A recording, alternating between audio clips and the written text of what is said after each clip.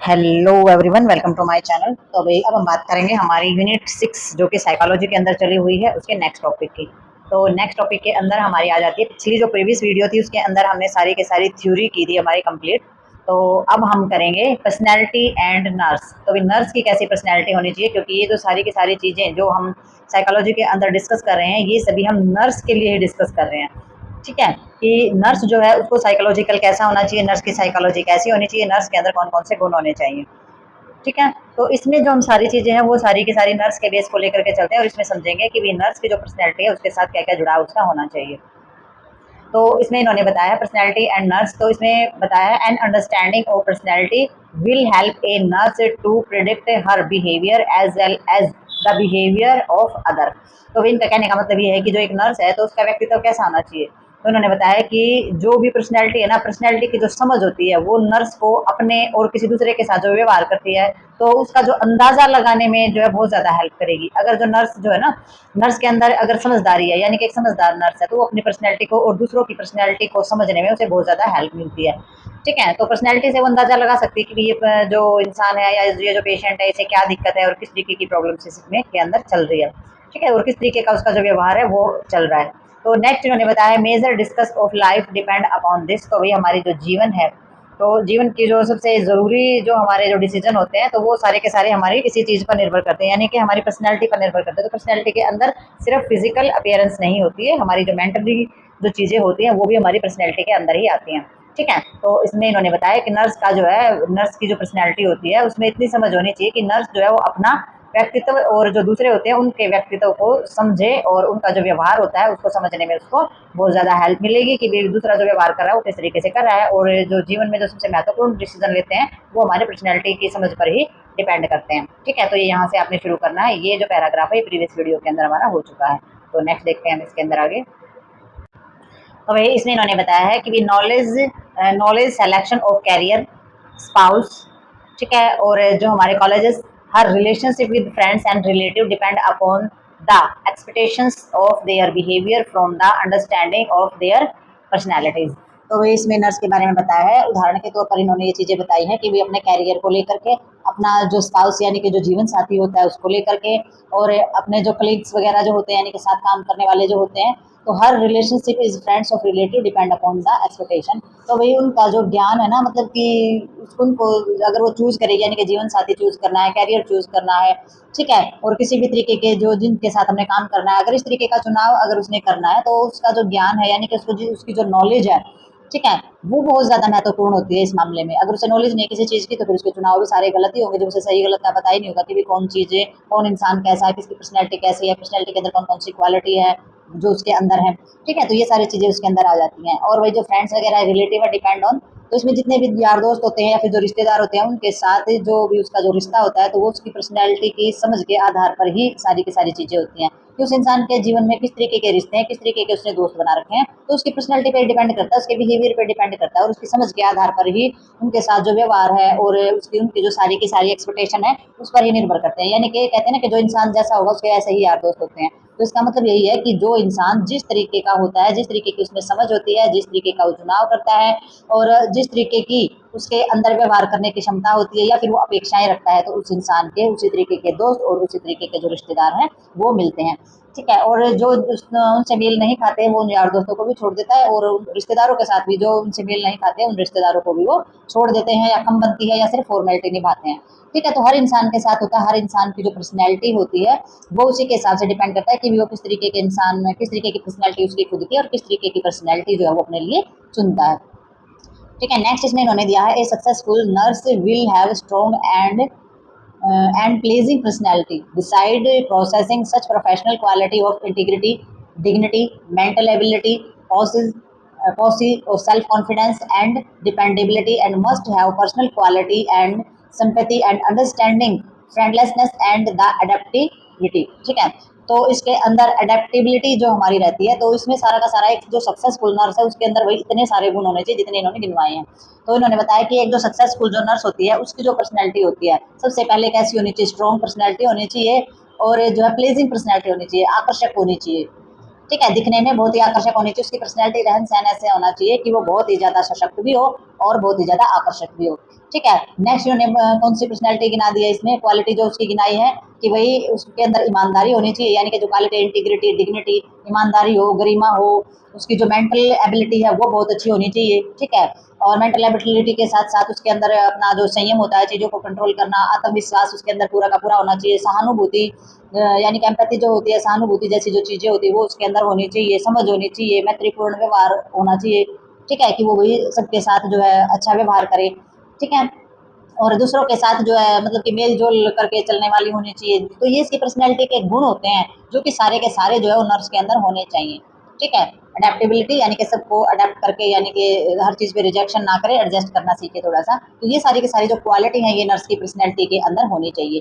Patient patient accepted the nurse who the bring physical comfort to them her skill and who understand their emotional difficulties caused by illness. तो वही जो patient जो होते हैं ना, यानी कि जो हमारे जो मरीज होते हैं वो ऐसी नर्स की सराहना करते हैं, ऐसी नर्स को पसंद करते हैं जो कि उसके अंदर जो स्किल है ना, यानी कि एक उसके अंदर जो स्किल है तो वो उसको शारीरिक रूप से जो है आराम भी प्रदान करे। और बीमारी जो हो जाती है ना, जब उसको किसी प्रकार के पेशेंट को जो बीमारी होती है और वो इमोशनली कमजोर होता है, या उसके अंदर किसी प्रकार का डर होता है, या फिर वो किसी भी तरीके की उसके अंदर समस्याएं चल रही बीमारी को लेकर, तो वो उसकी प्रॉब्लम्स को समझे। तो पेशेंट ऐसे ही नर्स को पसंद करेगा, ऐसी नर्स की सराहना करेगा कि उसके अंदर ऐसा स्किल हो कि भाई वो जो इमोशनली डिफिकल्टी जो आती है ना पेशेंट के अंदर, तो उसको अंडरस्टैंड कर सके, उसको नर्स अच्छे तरीके से समझ सके। तो ऐसी ही नर्स जो है वो पेशेंट को अच्छी लगती है और उसकी सराहना करते हैं। The nurse must also have good health, fresh and neat appearance, willpower, high standard and moral value, sense of humor, teaching and वही इसके अंदर जैसे कि मैनरल्स जो हमारी कैपेबिलिटीज हो जाती है, सेल्फ कंट्रोल हो जाता है, फ्रेंडली इंटरपर्सनल रिलेशनशिप हमारे उसके अंदर आ जाते हैं। तो नर्स जो होती है ना, नर्स का मतलब कि एक जो स्वास्थ्य होता है, यानी कि जो हेल्थ होती है वो अच्छी होनी चाहिए। ठीक है। हेल्थ अच्छी क्यों होनी चाहिए? क्योंकि उसकी हेल्थ अच्छी नहीं होगी तो फिर वो दूसरों को सहारा कैसे देगी, दूसरों को कैसे स्वस्थ रखेगी। A nurse must also have good health. तो एक जो नर्स होती है उसकी हेल्थ जो होती है अपनी वो बहुत ही अच्छी होनी चाहिए, और वो फ्रेश फील करे, नीट अपीयरेंस उसकी होनी चाहिए बिल्कुल। ठीक है, यानी कि वो साफ सुथरी और तंदुरुस्त जो है दिखती हो। और उसके अंदर ए नर्स जो है विल पावर जो है उसकी बहुत अच्छी होनी चाहिए, यानी कि जो दृढ़ इच्छा शक्ति हम जिसको बोलते हैं वो विल पावर उसके अंदर अच्छी होनी चाहिए। High standard of moral values के अंदर होनी चाहिए, यानी कि नैतिक मूल्य जो है वो बहुत अच्छे होने चाहिए जिनका वो पालन करे अच्छे से। सेंस ऑफ ह्यूमर उसका बहुत अच्छा होना चाहिए, यानी कि उसकी जो सोचने समझने की शक्ति वो भी बहुत अच्छी होनी चाहिए। Teaching and the magical capabilities. ठीक है। मैनेजरल्स जो हमारी रहती है, यानी कि इसके अंदर सारी की सारी जो कैपेबिलिटी है, यानी जो हास्य बोध रखती हो, यानी कि उसके चेहरे पर हंसी रहती हो, मुंह ना बना के रखे। और एक टीचिंग, यानी कि एक टीचिंग का मतलब हो जाता है एजुकेशन देना, सिखाना, हर चीज़ के बारे में पेशेंट को बताना, जो भी वो क्वेश्चन करे उसका आंसर अच्छे से देना। तो ये जो उसकी जो टीचिंग जो पर्सनैलिटी ये भी उसके अंदर होनी चाहिए। और ये जो सारी की सारी चीज़ें हैं उसके अंदर सारी की सारी प्रबंध की क्षमता, यानी कि चीज़ों को मैनेजरल्स जो कैपेसिटी होती है वो होनी चाहिए, सारी की सारी चीज़ों को मैनेज करके रखे, मैनेजमेंट जो है वो बहुत अच्छी रखे। और वही सेल्फ कंट्रोल यानी कि आत्म नियंत्रण उसके अंदर होना चाहिए। और फ्रेंडली और इंटरपर्सनल रिलेशनशिप, यानी कि वो उसके जो पेशेंट होता है उसके साथ जो है फ्रेंडली व्यवहार भी करे। और जो उसकी इंटरपर्सनल जो चीज़ें हैं, पारस्परिक जो उसके संबंध हैं, वो सारे के सारे अच्छे बना करके रखे। तो देख सकते हैं कि भी एक नर्स से कितनी जो है उम्मीदें रखी जाती हैं कि भी एक नर्स के अंदर कितने गुण होते हैं। अपने अंदर जाके देखो कि तुम्हारे अंदर कितने गुण है, क्या तुम नर्सिंग प्रोफेशन में आने के लायक हो या नहीं हो। तो ऐसा नहीं है, अगर आपके अंदर गुण नहीं है आप ये अंदर अपने ये सारे के सारे गुण जो है वो बना भी सकते हैं, कोई मुश्किल चीज़ नहीं है ये। ठीक है। साफ सुथरा आप अच्छे तरीके से तो आप रहते ही होंगे, आप तंदुरुस्त दिखे, आपके अंदर इच्छा शक्ति अच्छी होनी चाहिए काम करने की। अगर आप इच्छा शक्ति से मतलब ये होता है, इच्छा शक्ति होती है कि सेवा की भावना आपके अंदर हो, आप हर रोज छुट्टी करके ना बैठे अपने काम से। ठीक है। आपको अपने काम से दूर नहीं भागना है, तो ये इच्छा शक्ति पर डिपेंड करता है। अगर आपकी इच्छा शक्ति सही है, दृढ़ है, तो आप अपने काम के लिए, अपने प्रोफेशन के लिए, पेशेंट के सही करने के लिए आप वहाँ आएंगे ही आएंगे। अगर आप पेमेंट के लिए काम कर रहे हैं तो भी आपके ऊपर प्रेशर होगा, क्योंकि पेमेंट जो है वो इच्छा शक्ति जब कम होती है, तो इंसान की इच्छा शक्ति अगर पैसे में होती है तो हॉस्पिटलों में ये लगाया जाता है कि भाई आप एक दिन नहीं आएंगे तो आपकी 5 दिन की पे जो है वो कट कर दी जाएगी। तो यहाँ कौन सी इच्छा शक्ति काम कर रही है? यहाँ पर इच्छा शक्ति काम कर रही है पैसे की, कि आपके पैसे कट रहे तो ये आप आ रहे हैं, पेशेंट से आपको कोई लेना देना नहीं है। दृढ़ इच्छा शक्ति हो या आप मतलब कि आप काम कर रहे हैं, अगर आपके अंदर दोनों ही चीजें हैं, अगर आपको पेशेंट को लेकर भी अच्छी भावनाएं हैं, और अगर आपके अंदर ये इच्छा शक्ति है कि हाँ मुझे मेरा काम जो है प्रॉपर करना है, मुझे छुट्टी नहीं करनी, तो सारी की सारी चीजें इच्छा शक्ति के अंदर ही आ जाती है। और काम से जो है जी नहीं चुराना है, पेशेंट की देखभाल करने में कोई किसी प्रकार की कोताही नहीं करनी है, जो नैतिक मूल्य जो बनाए गए हैं हॉस्पिटल के रूल रेगुलेशंस के हिसाब से और पेशेंट के राइट के हिसाब से, वो कंप्लीटली आपने उन चीज़ों का पालन करना है। हंसते हुए खुश रहते हुए आपने पेशेंट की देखभाल करनी है और एक शिक्षक के रूप में पेशेंट को सारी चीज़ें समझानी है। आपने एक मैनेजर की तरह सारी चीज़ें मैनेजमेंट भी करनी है। अपने ऊपर कंट्रोल भी रखना है, पेशेंट को गुस्सा आ गया, पेशेंट को कुछ हो गया तो अपने ऊपर आपने कंट्रोल भी रखना है और मित्रतापूर्वक व्यवहार जो है वो बना के रखना है। तो अगर आपकी फंडामेंटल या कम्युनिटी के अंदर नर्स की क्वालिटी आ जाए तो ये सारी चीज़ें आप उसके अंदर डाल सकते हैं। तो ये सारी की सारी नर्स की क्वालिटी ही है जिससे सब को जो है अपेक्षाएं लगी रहती है कि एक नर्स जो है वो इस तरीके से होनी चाहिए। ठीक है, नेक्स्ट देखते हैं इसमें हम। तो नेक्स्ट हमारा इसके अंदर आ जाता है विल एंड कैरेक्टर। तो विल एंड कैरेक्टर में क्या आ जाता है, विल होती है हमारी इच्छा शक्ति और कैरेक्टर में आ जाता है हमारा चरित्र। ठीक है, तो इसमें सबसे पहले हम जानेंगे कि जो विल जो होती है यानी कि जो हमारी इच्छा शक्ति होती है वो कितनी पावरफुल होती है और वो किस तरीके से हेल्प करती है। तो इन्होंने बताया है कि will power control the natural tendencies of a man. तो वे किसी भी इंसान की जो इच्छा शक्ति जो होती है ना, विल पावर जो होती है, इच्छा शक्ति जो होती है इंसान की, वो उसके स्वभाव यानी कि जो नेचुरल उसके अंदर प्रवृत्तियां होती है ना, नेचुरल जो टेंडेंसी होती है उनको कंट्रोल करने का काम करती है। यानी कि एक इच्छा शक्ति ही होती है जो हमारी जो स्वभाव के अंदर होने वाली जो चीजें उनको कंट्रोल कर सकती है। कंट्रोल इन द सेंस कहने का मतलब ये है, फॉर एग्जांपल कि भी एक इंसान की इच्छा शक्ति है कि भी मुझे वेट कम करना है और उसकी इच्छा शक्ति बहुत ज्यादा है, तो उसके मन में जो आलस की प्रवृत्ति है, सुबह उठा नहीं जा रहा, ये चीज नहीं है, वो चीज नहीं, वो सब उन चीजों को कंट्रोल कर सकता है क्योंकि जो विल पावर है जब वो स्ट्रॉन्ग होती है तो बाकी की जो हमारे स्वभाव की जो प्रवृत्तियां हैं उन सभी को कंट्रोल कर सकते हैं। जब इच्छा शक्ति होती है तो इंसान शराब भी छोड़ सकता है, जब इच्छा शक्ति प्रबल होती है तो दूसरे जो एडिक्शंस होते हैं उनको भी इंसान छोड़ सकता है। तो विल पावर जो है वो ही कंट्रोल कर सकती है, जो प्राकृतिक रूप से जो प्रवृत्तियां होती हैं तो उन सभी को जो है कंट्रोल में करती है। तो only will power can control the mind. तो वही हमारी एक इच्छा शक्ति ही है खासकर जो कि हमारे माइंड को कंट्रोल कर सकती है, हमारे मन को वश में कर सकती है। हमारी इच्छा शक्ति ही एक ऐसी चीज है जो हमारे मन को कंट्रोल कर सकती है। तो will power make a man great. और विल पावर ही क्या करती है, मनुष्य को महान बनाती है। कि भाई आपकी विल पावर, आपकी इच्छा शक्ति क्या है, आपने इच्छा की है कि मुझे पढ़ना है और मुझे ये बनना है, तो वो जो इच्छा शक्ति जितना ज्यादा आप उसको बढ़ाते जाओगे वो आपकी है, आपको महान बनाती चली जाएगी। यानी कि इच्छा शक्ति में ही सबसे बड़ी शक्ति होती है। तो इन्होंने बताया है desired adjustment and over change of the surrounding can be obtain through will power. Welfare of society and humanity is possible through good work. ठीक है, तो इन्होंने बताया है कि विल पावर जो है वो इंसान को महान बनाती है और इच्छा शक्ति जो हमारी विल पावर ही जो होती है उसके द्वारा जो हमारी सारी की सारी जो चीजें होती है ना उनके अंदर जो एडजस्टमेंट होती है या उन चीजों के अंदर जो बदलाव होता है वो किया जा सकता है। यानी कि इच्छा शक्ति होती है, अगर हम एडजस्ट करना चाहें, हमारी इच्छा एडजस्ट करने की तो हम एडजस्ट कर सकते हैं।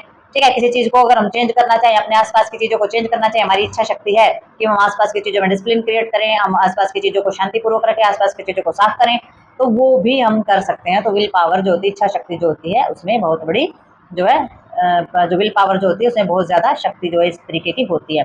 ठीक है, welfare of society of humanity possible through the good work. तो वही इसमें जो हमारे अच्छे जो संकल्प होते हैं, यानी कि वेलफेयर जो हमारे सोसाइटी को लेकर के जो हमारे अच्छे संकल्प होते हैं, या फिर मतलब कि जो समाज में हमारे समाज और जो मानवता होती है उसका कल्याण जो है वो बहुत ही संभव होता है। यानी कि अच्छे संकल्प आप अपने जीवन के बारे में ले, दूसरों के बारे में ले, समाज के लिए ले, तो वो क्या होते हैं, वो हमारे लिए बहुत अच्छे ही होते हैं, हमारे समाज का कल्याण ही संभव होता है उसमें। ठीक है, वो सबके लिए अच्छे होते हैं। तो अच्छे संकल्प में अच्छी आदतें अपना रहे, आपने अच्छा संकल्प लिया भाई हम पेड़ पौधे बहुत ज्यादा लगाएंगे तो उससे भी समाज का कल्याण होगा, आपने संकल्प लिया हम यहाँ पे साफ सफाई रखेंगे, वो भी हमारा क्या करेगा, वो भी हमारा समाज के अंदर अच्छी चीजों को फैलाएगा।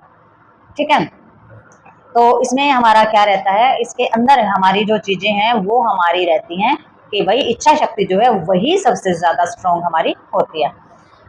तो इसमें आगे इन्होंने बताया है कि भाई process of taking a wow has 3 stage. तो भाई ये जो हमारी रहती है इसके अंदर क्या है, ये जो प्रोसेस होता है इस प्रोसेस के अंदर जो है 3 स्टेज हमारी पाई जाती हैं संकल्प लेने की। संकल्प हम जैसे जिसको प्रतिज्ञा भी बोल देते हैं।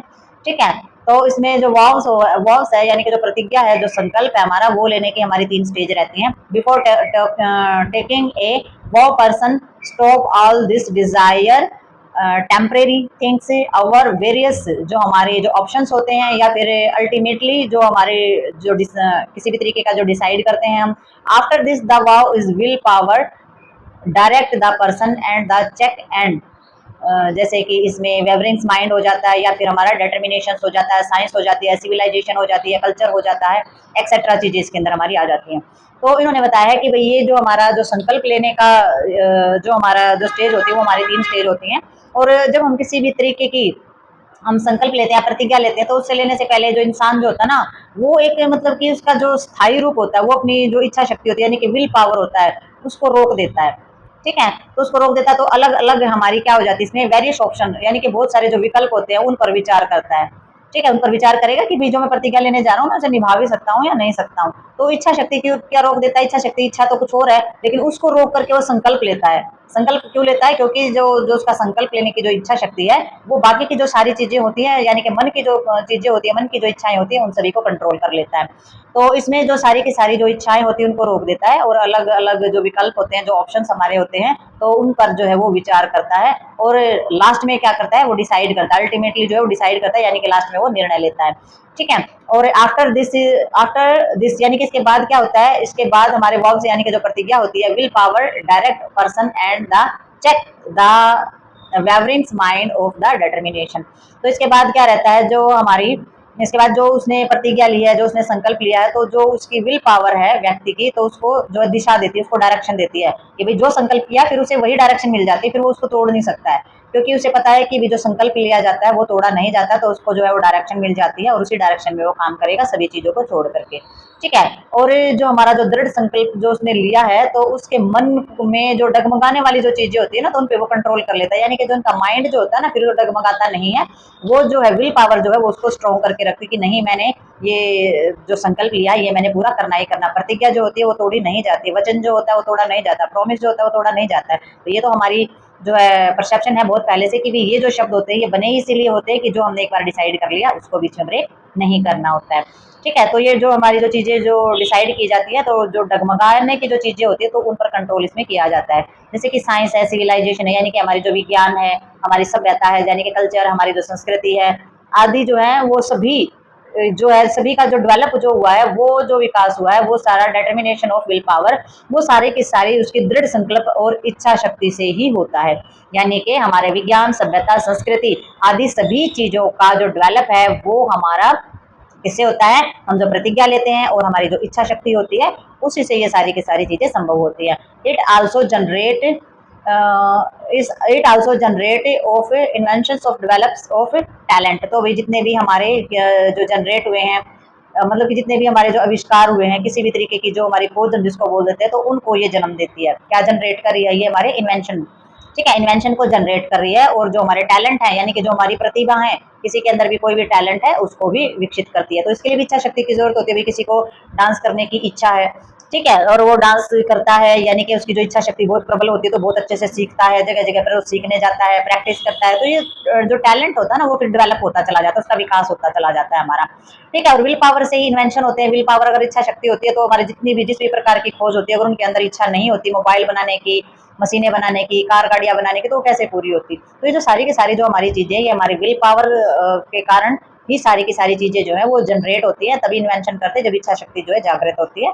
और सभी की सारी चीजें जो है हमारे विज्ञान के अंदर भी जितना भी डेवलपमेंट हुआ, जितनी भी प्रगति विज्ञान ने आज तक की है, सभ्यता ने जितनी की है, संस्कृति ने जितनी की है, वो सारा का सारा जो दृढ़ संकल्प लिया गया है, जो प्रतिज्ञाएं की गई हैं, जो इच्छा शक्ति दृढ़ की गई है, उसी से सारी की सारी चीजें हमारी संभव हुई हैं। Will power is an indicator of the strength of personality. तो भी जो इच्छा शक्ति है वो हमारी जो पर्सनैलिटी होती है उसकी जो मजबूती होती है ना, जो स्ट्रेंथ होती है, उसकी जो है उसको इंडिकेट करती है। यानी कि विल पावर जो होती है वो किसी भी इंसान की जो पर्सनैलिटी होती है उसकी मजबूती का एक चिन्ह होती है, एक निशान होती है, एक सूचक होती है कि भी ये इंसान जो है इसकी इच्छा शक्ति इतनी ज्यादा है, तो इस इंसान के अंदर जो विल पावर है वो बहुत ही ज्यादा है। ठीक है, तो ये होती है हमारी विल। आगे हम देखते हैं कैरेक्टर के बारे में। तो विल जो होती है, इच्छा शक्ति होती है, वो बहुत ही दृढ़ शक्ति होती है। इच्छा शक्ति जिसके अंदर नहीं है वो जो है आगे ज्यादा काम नहीं कर पाता। इच्छा शक्ति अगर है तो आप कुछ भी असंभव चीज को संभव बना सकते हैं। तो नेक्स्ट देखते हैं इसके अंदर हम। तो अभी नेक्स्ट हमारा इसके अंदर आ जाता है कैरेक्टर। तो कैरेक्टर का तो आपको पता ही है, जैसे कि चरित्र जो होता है वो हमारा इसके अंदर रहता है। ठीक है, तो हमारा इन्होंने बताया कि character is one of the acquired factor of human personality and except of our behaviour like habit, skill, attitudes. ठीक है। तो उन्होंने बताया कि भाई जो चरित्र होता है किसी भी इंसान का, तो उसकी जो पर्सनैलिटी के जितने भी फैक्टर होते हैं उनमें से ही एक होता है। ठीक है, यानी कि हमारे व्यक्तित्व है, यानी कि जो हमारी पर्सनैलिटी है उसके जितने भी गुण होते हैं, तो कैरेक्टर भी उनमें से एक होता है। जैसे कि हमारी इसके अंदर सारी की सारी जैसे बिहेवियर के अंदर आ जाती है, हमारी आदत है, हमारा कोई स्किल है, या फिर हमारा एटीट्यूड है। तो इस तरीके से हमारा जो भी बिहेवियर है उसका ही एक पहलू है हमारा कैरेक्टर भी। ठीक है, भी किस तरीके का करैक्टर है, किस तरीके का चरित्र है, तो उसमें सारी चीज़ें शामिल हैं। तो हैबिट है, स्किल है, एटीट्यूड है, सब कुछ उसके अंदर ही आ जाता है। उन सभी को मिला करके ही हमारा करैक्टर यानी कि चरित्र जो बोला जाता है। It is long lasting mental structure से influencing our conduct and social behaviour. तो वही इन्होंने बताया, मतलब कि एक बहुत ही लंबे समय तक जो हमारी मेंटल स्ट्रक्चर्स यानी कि जो मानसिक जो हमारी संरचना होती है, तो जो हमारा किसी भी प्रकार से जैसे कि इन्फ्लुएंस होते हैं या कंडक्ट करते हैं, मतलब किसी भी व्यवहार, किसी भी तरीके का हमारा आचरण होता है, तो हमारे सामाजिक व्यवहार को बहुत ज़्यादा प्रभावित करता है। यानी कि बहुत लंबे समय तक अगर हम ऐसे माहौल में रहे हैं, तो हमारी मेंटालिटी ऐसी बन गई है, हमारी सोच ऐसी बन गई है, ऐसी चीज़ें हम देख रहे हैं बहुत लंबे समय तक, तो मेंटल स्ट्रक्चर जो होता है वो हमारे व्यवहार पर और जिस तरीके का हम आचरण करते हैं, जिस तरीके की हम आदतें जो हमारी रहती हैं, वो सारी की सारी हमें बहुत ज़्यादा प्रभावित करती हैं। तो इसके अंदर जो है मेंटल जो बिहाइंड ऑल आवर एक्टिविटीज़, ठीक है। तो इसके अंदर सारी की सारी इसके जो हमारी जितनी भी एक्टिविटीज़ है, तो उसके पीछे जो है हमारी जो मेंटल जो हमारी सारी का सारा जो स्ट्रक्चर होता है वो इसके पीछे सारा का सारा काम करता है। ठीक है, तो mental organisation behind all our activity, तो जितनी भी हमारी गतिविधियाँ हैं उनके पीछे हमारी क्या होती है, मेंटल जो हमारी जो ढांचा बनाया गया, जो स्ट्रक्चर्स बनाया गया, वही हमारा काम करता है। यानी कि हम वैसे ही जैसे व्यवहार जैसा हम इन्वायरमेंट से सीखेंगे, उठना बैठना खाना पीना लोगों से बातें करना, तो वो सारा का सारा हमारी जितनी भी एक्टिविटी है वो हमारे जो मेंटल स्ट्रक्चर्स जो बनाया गया है बहुत लंबे समय से, वही सारी की सारी चीज़ें उसके अंदर नजर आएंगी। नेक्स्ट इन्होंने बताया we are not born with character, it is the acquired quality. तो भी आप जो है जो चरित्र जो है वो जन्म से ही प्राप्त नहीं होता, वो हमारे जो है कलेक्ट किए हुए गुण होते हैं। यानी कि जो चरित्र जो होता है वो जन्म से नहीं होता है, वो वैसा ही होता है जिस तरीके का व्यवहार, जिस तरीके की चीज़ें, जिस तरीके का आचरण जो हमने सीखा वही हमारा कैरेक्टर के अंदर शामिल होता है। It is an acquired quality. तो ये जो होती है ये हमारे जो है एक गुण होते हैं, क्वालिटी होती है जो कि हमने इकट्ठे किए होते हैं स्कूल से, माता पिता से, घर वालों से, दादा दादी से, जो हमने अच्छी आदतें और अच्छे गुण जो है वो जो सीखे होते हैं वो हमारे क्वालिटी के अंदर आते हैं। We are born with our psychological and other motives drives and temperaments आ जाते हैं इसके अंदर, ग्रेजुअली आ जाते हैं, development skill habit attitudes give rise of consistency of behaviour and integrated conduct which is called character. तो character is the result of growth. तो अभी इसके अंदर हमारी जो भी हमारी चीज़ें आ जाती है, यानी कि हम जब पैदा होते हैं, यानी हमारी जो साइकोलॉजिकल जो चीज़ें होती हैं, साइकोलॉजिकल के अंदर हमारी क्या हो जाएंगी, जो हमारी शारीरिक और जो हमारी दूसरे जैसे मोटिव हैं, हमारी प्रवृत्तियां हैं, प्रेरणा है, हमारे स्वभाव है, तो उसके साथ हम जन्म लेते हैं और धीरे धीरे क्या करते हैं, धीरे धीरे हमारा जो स्किल है यानी कि हमारा कौशल है, हमारी जो हैबिटें हैं या हमारा एटीट्यूड्स है, वो हमारा क्या होता है, डेवलप होना स्टार्ट हो जाता है। और जिससे कि जो कंसिस्टेंसी जो हमारी रहती है बिहेवियर की, यानी कि जिसके अंदर व्यवहार की जो हमारी इंटीग्रेटेड होता है, यानी कि व्यवहार जो हम करते हैं किसी के साथ भी, तो उसकी एक रूपता या जो मतलब कि बिल्कुल जो उसके साथ जो जुड़ी हुई चीजें हैं, वो हमारा जो आचरण होता है ना, वो हमारा डेवलप हो जाता है। यानी कि सारी की सारी चीजें मिक्स होती हैं। कुछ जो चीजें होती हैं, प्रेरणा प्रवृत्ति और स्वभाव जो है वो हमारा जो है जन्म से हम चीजें लेते हैं, तो धीरे धीरे हम धीरे धीरे कुछ कुछ चीजें सीखते हैं, धीरे धीरे हैबिट बनाते हैं, हमारा एटीट्यूड्स बन जाता है, इन्वायरमेंट के हिसाब से हमारी आदतें बन जाती हैं। तो वो सारी की सारी चीजें जो है वो हमारे मिल करके हमारे व्यवहार और हमारा जो आचरण होता है, तो उसको डेवलप करना, उसको विकसित करना स्टार्ट कर देती हैं, और इस तरीके से हमारा जो है डेवलपमेंट होता है। और character is the result of growth, और वही जो चरित्र होता है वही हमारा जो डेवलपमेंट होता है, यानी कि जो विकास होता है उसका परिणाम होता है। ठीक है, यानी कि कैरेक्टर जिस तरीके का हम अपना चरित्र बनाएंगे उतना ही हमारा क्या होगा, हमारा कैरेक्टर जो है वो डेवलप होगा। ठीक है, यानी कि जिस तरीके का हमारा कैरेक्टर होगा उसी तरीके से हम डेवलप कर पाएंगे, विकास कर पाएंगे, उसी तरीके से हम सक्सेस हो पाएंगे जिस तरीके का चरित्र हमारा होगा। ठीक है, तो चरित्र में अगर गलत चीजें हैं तो आपकी सक्सेस रेट भी इतना ही कम होगा, और चरित्र में अच्छी चीजें, अच्छी आदतें, अच्छे स्किल हैं तो भी उतना ही आपका सक्सेस रेट जो है वो ज्यादा होता चला जाएगा। आप धीरे धीरे ही सही, लेकिन आगे जाकर के आप बहुत ज्यादा जो है ग्रोथ करना या फिर सक्सेस होना स्टार्ट हो जाते हैं। तो भी आज की वीडियो में, आज की यूनिट के अंदर हमने जाना है विल पावर और कैरेक्टर के बारे में कंप्लीटली। विल पावर क्या होती है, कैरेक्टर हमारा क्या होता है। ठीक है, और नर्स के अंदर कौन कौन सी जो है क्वालिटीज होनी चाहिए वो फिर से एक बार इसमें रिवाइज हुई है। तो ये जो टॉपिक है, ये जो वीडियो है, ये यहीं पर हमारी होती है कंप्लीट। इवन हमारी जो यूनिट है वही कंप्लीट हो चुकी है। तो मिलते हैं नेक्स्ट वीडियो में और नेक्स्ट टॉपिक के अंदर और नेक्स्ट यूनिट के साथ। तब तक के लिए like share subscribe and comments जरूर करें। तब तक के लिए बाय बाय।